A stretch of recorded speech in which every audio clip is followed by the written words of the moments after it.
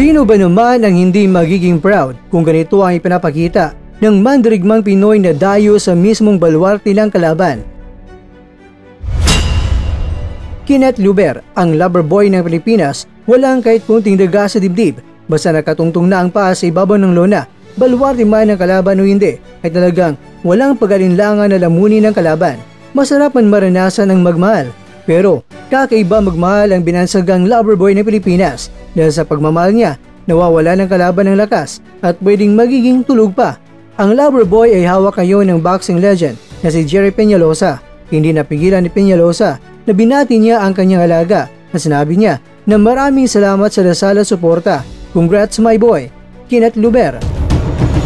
Ang unbeaten na Pinoy prospect ay nakapasa sa kanyang napakahirap na pagsubok. March 24 Lunes ng gabi sa Japan, hinarap niya ang dumayo sa Pilipinas noon para ipaiganti niya ang kanyang pagkatalo kay Froilan Saludar. At nagtagumpay nga ang Hapon na si Keta Kurihara at siya na ang naging Oriental Pacific Boxing Federation Bantamweight Champion. Akala siguro ng Hapon na walang Pinoy na nahabol sa kanya para baklasan ang titulo na kinuha niya mula kay Saludar. Kaya yun, nagkarap na ang OPBF Interim Bantamweight Champion ni si Luber kontra yan sa kampiyon na si Kurihara. At sa ngayon ay aba, ang Pinoy naman ang dumayo at bumaklas ang kanyang titulo. Kumbaga, bawian lang. 2 minutes and 33 seconds lang ang kinakailangan ni Luber at iniligpit na niya ang Hapon. Pinabagsak ng 2 beses ang Hapon, pero dahil tumayo pa, doon na ibinuhos ang rapidong sapak ng pagmamahal ng lover boy sa Hapon. Kaya dito na umiksa na ang referee at itinigil na ang laban. Tama lang naman ang ginawa ng referee dahil sobrang mahaba pa kasi ang laban.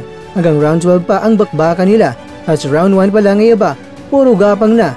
Kaya napakadelikado pa na ipapahaba pa ang laban nila. Sa ngayon mga kakwento, itong si Luber ay may kartadang 14 wins, walang talo at meron siyang 9 knockouts. Habang itong si Kurihara naman ay meron ng 19 wins, 9 losses, 1 draw at 60 knockouts. Sa Bantamweight World Rankings, itong si Luber ay nasa rank 12 sa International Boxing Federation at ang naghari dyan ay ang Hapon na si Ryosuke Nishida.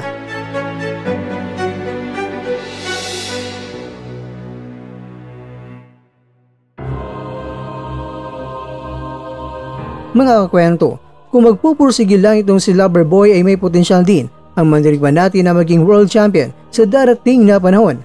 Nandyan na sa kanya ang lakas, bilis, timing, husay ng footworks, tapang na taglay na baliwala kahit sa baluarte pa ng kalaban ang bakbakan. At higit sa lahat ay ang hatak niya ng mga tao o karisma na meron siya kapag siya'y lumalaban sa ibabaw ng lona. Medyo mahaba-haba pa man ang lalakbayin ng lover boy ng Pilipinas para makasagupa ang world champion. Kaya ipagpapatuloy lang ng ating pambato ang kanyang pagkatirador ng mga Hapon at sa mga boksingero sa buong mundo ngayon. Ang world title ay darating din yan sa tama at nakatakdang panahon.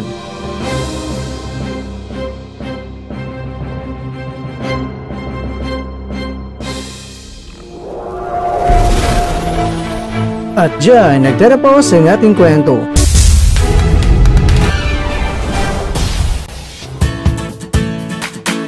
Maraming salamat mga kakwento sa inyong panonood. Pero baka naman mga kakwento ay nagustuhan niyo po ang kwento natin ngayon.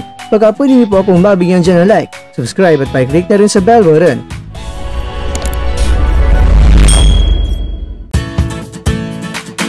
Pero bago tayo tatapos mga kwento, syempre, shoutout po muna tayo dyan sa ating mga kakwento.